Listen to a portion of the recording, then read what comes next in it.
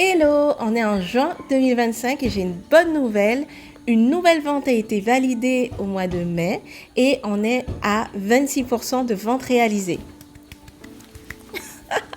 Mais qui dit 26% dit aussi qu'il reste 74% à faire. Certaines choses ont stagné, d'autres ont avancé. Je partage avec vous mon bilan du mois de mai 2025 et ma planification du mois de juin. C'est parti!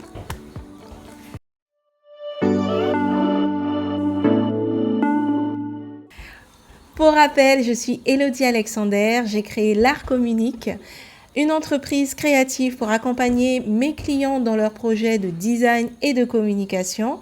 Et je partage avec vous mon expérience entrepreneuriale en tant que créative, en tant que designer. C'est une autre vision de l'entrepreneuriat, c'est une autre façon de faire de l'entrepreneuriat, mais je pense que c'est important que mon regard aussi soit partagé et mon expérience justement soit partagée ici sur YouTube, sur les réseaux. Donc on est là pour ça. Bienvenue dans ma révision financière de mai 2025. Et je sais, on est déjà, à l'heure de l'enregistrement, on est le 9 juin. Mais c'est maintenant que j'ai réussi à faire cette révision. En fait, non, je l'ai fait la semaine dernière et je partage du coup avec vous un petit peu de contexte. Comme la vidéo qui parle de la planification pour l'année 2025, mon objectif de chiffre d'affaires pour cette année est de 78 000 euros. C'est un peu particulier le mois de mai et même ce mois de juin parce que le mois dernier, je présentais une communication scientifique à l'université de Nîmes où j'avais été invitée à participer à la journée des membres associés puisque je suis également membre associé du laboratoire Project de l'université de Nîmes qui est un laboratoire de design. Donc, je partageais un petit peu l'état d'une méthodologie de recherche, mais pour partager ça, il a fallu que je le prépare, il a fallu que je crée un poster scientifique, donc c'était assez compliqué tout le mois de mai. Et en même temps, j'écris toujours mon projet de thèse. Et en même temps, je suis allée faire une formation, puisque quitte à faire le déplacement Guyane-France,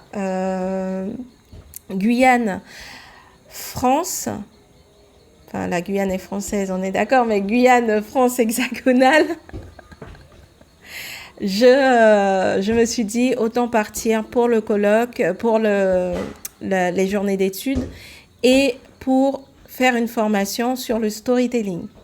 D'ailleurs, c'est un sujet, si ça vous intéresse, dites-le moi en commentaire. L'état des ventes, on fait rapidement l'état des ventes. Ensuite, on verra sur quoi j'ai travaillé particulièrement le mois dernier. Je spoil déjà, mais positionnement et prospection active, on va en parler pas mal. Et ensuite, je vous parle de la planification. Donc, en juin 2025, au début du mois de juin, la semaine dernière, en vrai, au niveau des ventes, en fait, il y a eu une vente qui a été actée fin mai, une nouvelle vente de 4 000 euros sur un accompagnement d'une entreprise, d'une institution à l'organisation de la communication. Et donc, du coup, cette nouvelle vente m'a beaucoup rassurée. D'ailleurs, je ne l'ai pas mise là, mais du coup, je voulais le faire en direct avec vous. Donc voilà, ça a fait que on avance un petit peu dans mon objectif de vente du deuxième trimestre. Donc effectivement, on est encore au deuxième trimestre, avril, mai, juin, et j'espère que d'ici la fin du mois de juin, on puisse atteindre au moins 5 à 6 000 euros de vente pour le deuxième trimestre, question de rentrer un petit peu dans les clous de ce qui a été planifié, voire même le dépasser, parce que comme je vous le disais dans la dernière vidéo de la révision du premier trimestre, j'étais un petit peu déçue des ventes du premier trimestre, mais l'année n'est pas terminée, on n'est qu'au deuxième trimestre, il reste encore le mois de juin, il reste le mois de juillet, d'août, septembre, octobre, donc tout peut changer et je suis vraiment là pour réajuster le tir.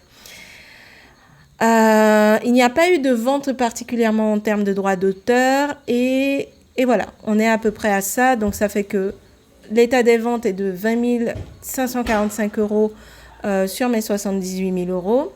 C'est pas suffisant, mais c'est déjà quelque chose et je suis déjà bien reconnaissante d'avoir la confiance de mes clients là-dessus.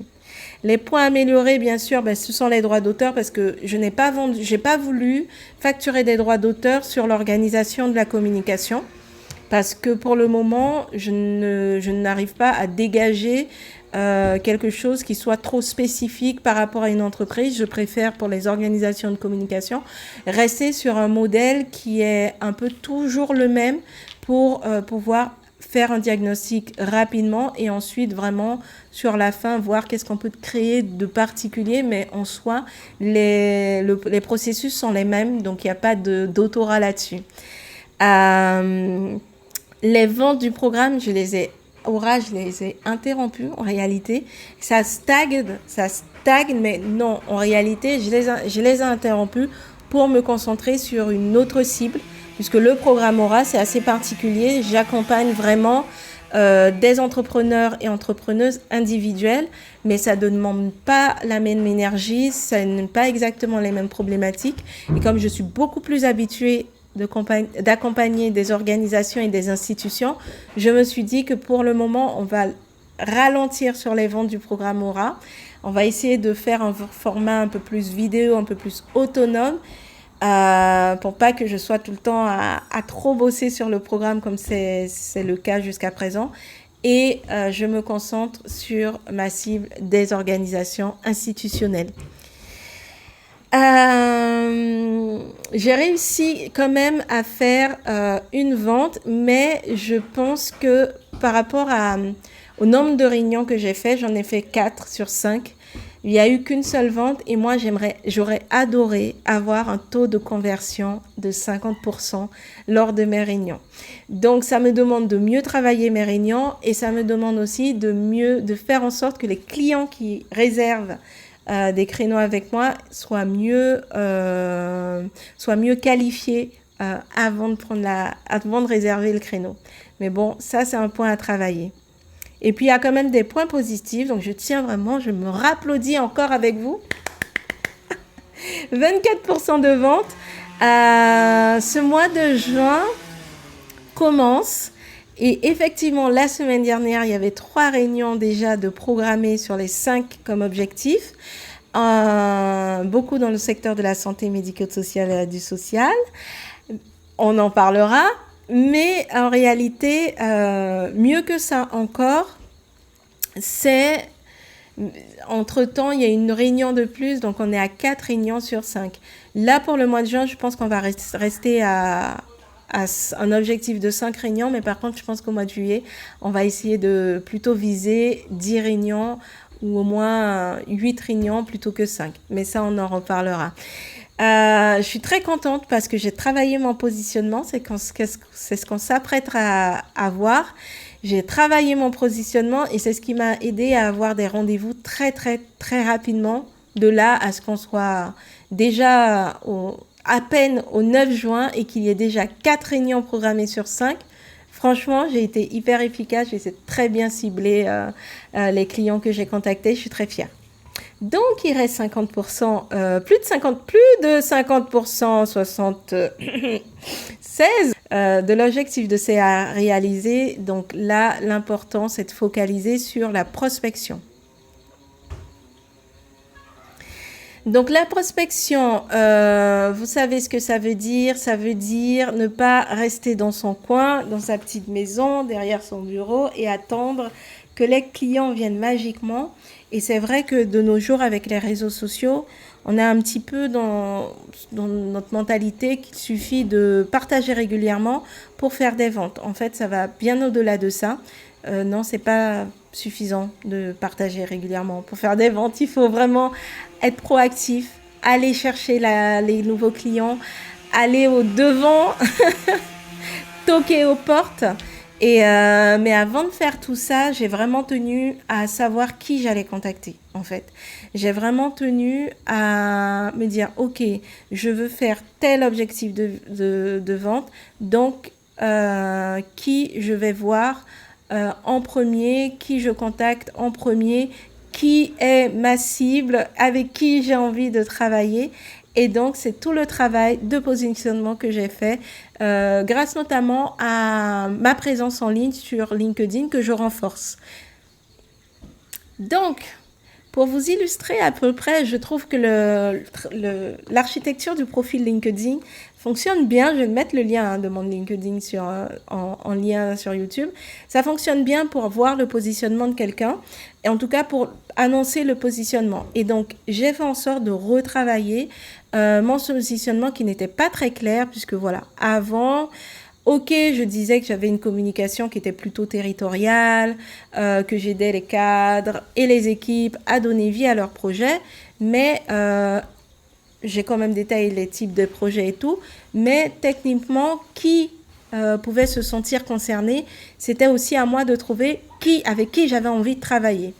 Et pareil, au niveau de la couverture, j'avais mis des mots-clés. Je sais que ce jour où j'avais fait la couverture, j'avais envie d'aller très vite en réalité et j'avais envie de présenter quelque chose et j'avais pas envie de m'arrêter à me dire je n'ai pas de positionnement donc je ne fais rien. Non, j'avais quand même envie de présenter quelque chose, de présenter mon univers. Donc je n'ai pas attendu d'avoir plus de clarté sur mon positionnement pour être présente et pour faire une couverture et pour m'annoncer de manière professionnelle. Donc ça, c'est un message que je tiens à vous faire passer. Ce n'est pas parce que vous n'avez pas déjà votre positionnement qu'il ne faut pas communiquer. Il ne faut pas attendre que tout soit parfait. Au contraire, j'ai travaillé ma présence en ligne, j'ai pris de nouvelles habitudes créatives qui m'ont permis d'être régulièrement présente sur LinkedIn et j'ai fait avec ce que j'avais et ce que je savais sur le moment. Mais entre-temps, madame, elle a retravaillé son positionnement, n'est-ce pas? Et donc, ça donne ça.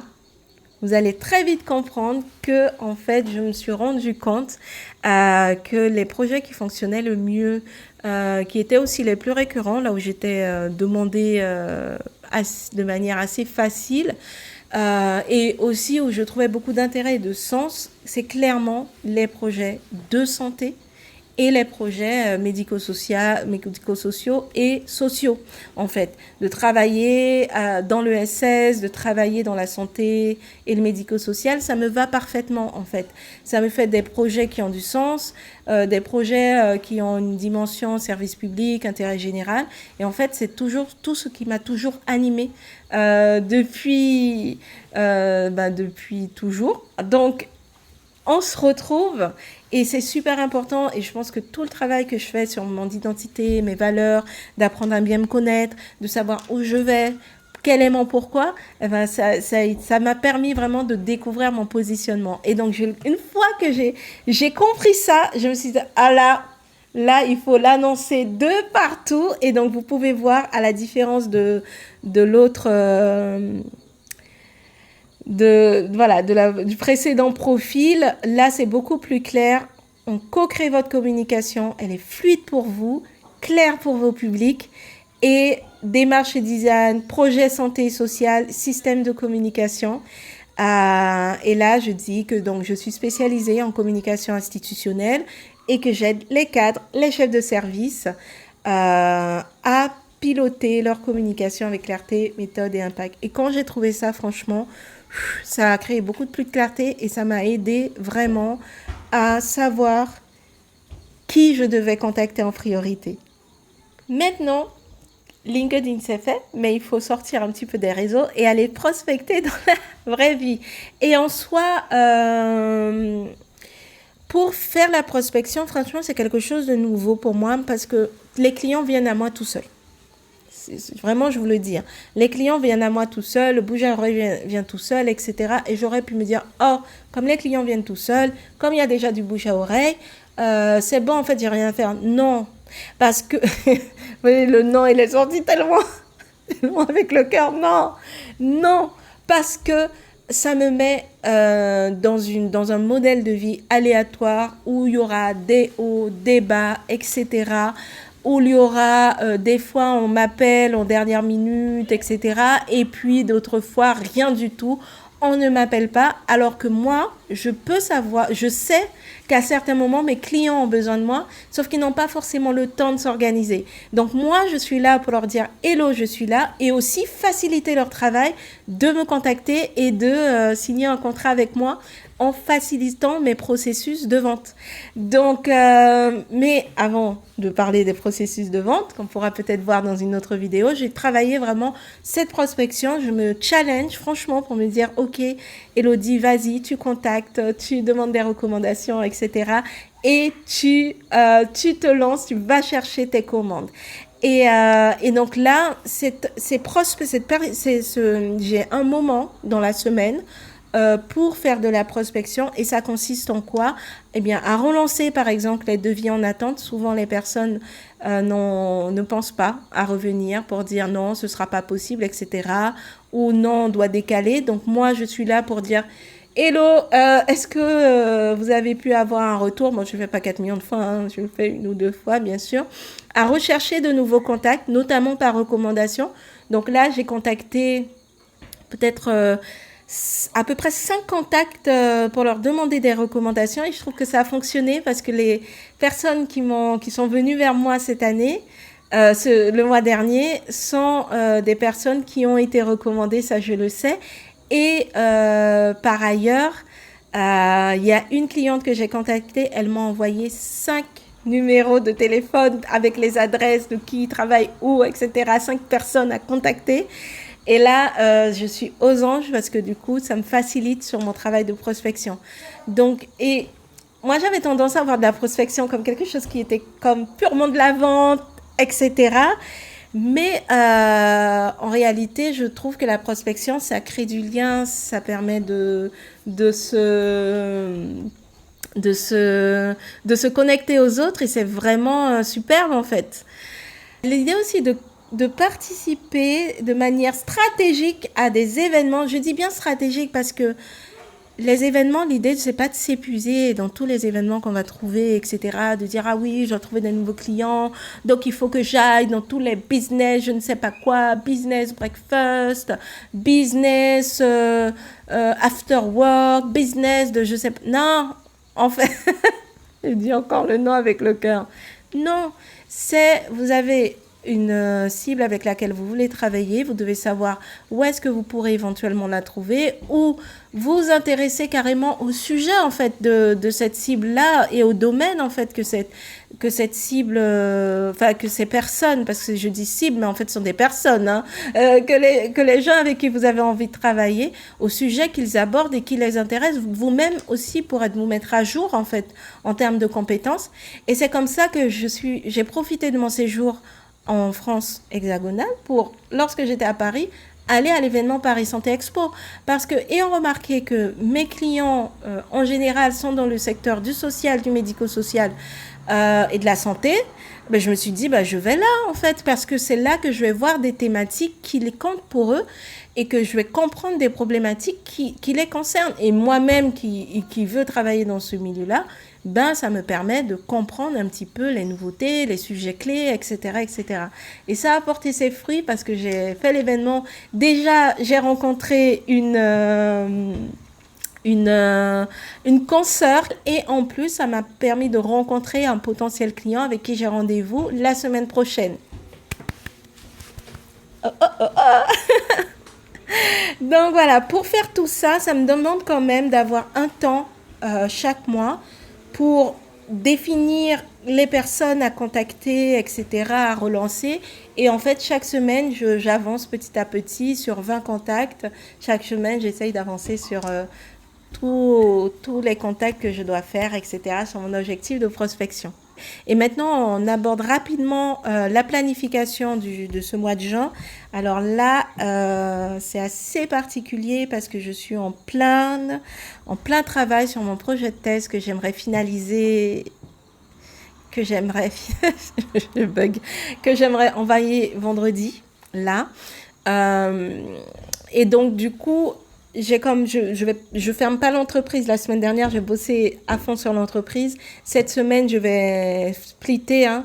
Peut-être le matin, pour l'entreprise l'après-midi sur le projet de thèse uniquement parce qu'il faut vraiment que je veux vraiment l'envoyer à la fin de la semaine. Mais grosso modo, il faut quand même avancer. Et pour le personal branding et les communautés, je vous renvoie à la dernière vidéo sur la planification du mois de mai pour comprendre un petit peu ces 3 leviers d'action. Donc, personal branding, communauté, je maintiens 3 posts par semaine, j'y arrive, je suis très contente. Allez voir sur LinkedIn, suivez-moi, connectons-nous sur LinkedIn si ce n'est pas encore le cas. J'essaye de valoriser 2 projets par trimestre, par mois, ou par trimestre, je pense. À peu près un projet par mois.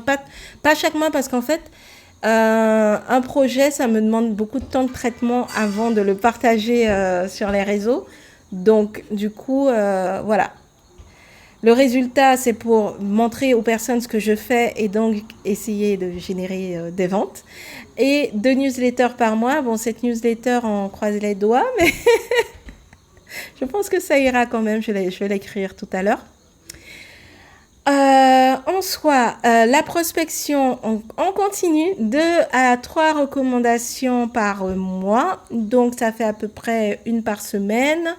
Une prise de contact par semaine, donc ça veut dire que j'appelle une nouvelle personne que je connais pas, au moins par semaine.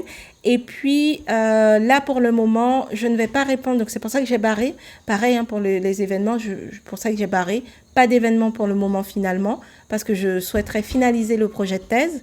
Et donc là aussi, pas d'appel d'offres pour le moment. Je me concentre sur ce qui est déjà. Donc la commande qui vient de démarrer et les types de prestations que j'ai envie de vendre. Désolée les gens, mais les appels d'offres souvent ne me passionnent pas plus que ça. Donc, je préfère, moi, aller chercher les commandes avec lesquelles j'ai envie de travailler. Et puis, je lève un peu le pied ce mois-ci sur tout ce qui est networking, événements, etc. Parce que je me concentre justement sur l'écriture du projet de thèse et les ventes, etc.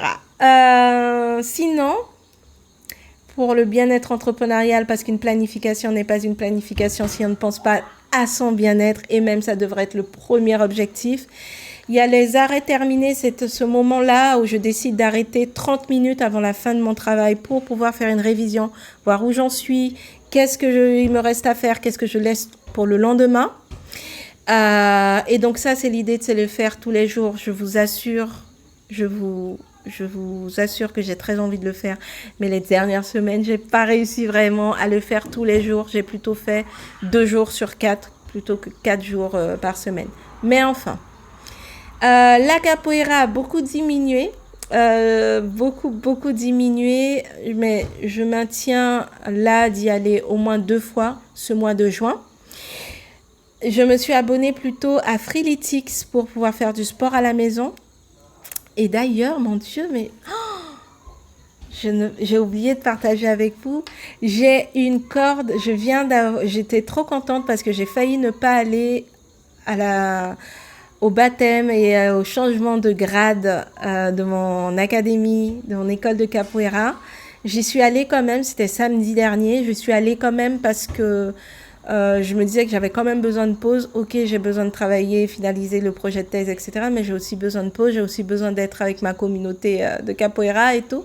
Et en fait, j'ai reçu une nouvelle corde et j'étais très émue parce que je trouve que cette année, j'ai fait beaucoup moins de cours que ce que j'avais envie de faire pour tout un tas de raisons. Mis à part le temps, je me suis fait mal, j'avais mal au poignet à cause d'un kyste et tout. C'était très compliqué depuis l'an dernier. Mais j'ai quand même eu une corde, je l'ai vue. Je suis super contente. Et bien sûr, l'importance de passer du temps en famille, de passer aussi du temps avec les amis. Et là aussi, il faut que je me rattrape parce que j'étais absente. Ça fait beaucoup de temps que j'ai pas vu mes amis, donc là il faut que j'appelle, que je prenne mes rendez-vous. Et voilà, les choses avancent. Pour conclure, j'aimerais donc, je me focalise là-dessus, en tout cas cette semaine. Il faut que je finalise ce projet de thèse. J'aimerais bien faire au moins 4 000 € de vente ce mois de juin, et si c'est possible, 8 000 €. ce sera génial. Et je vous propose qu'on se revoie à la fin du mois ou en juillet. Des bisous!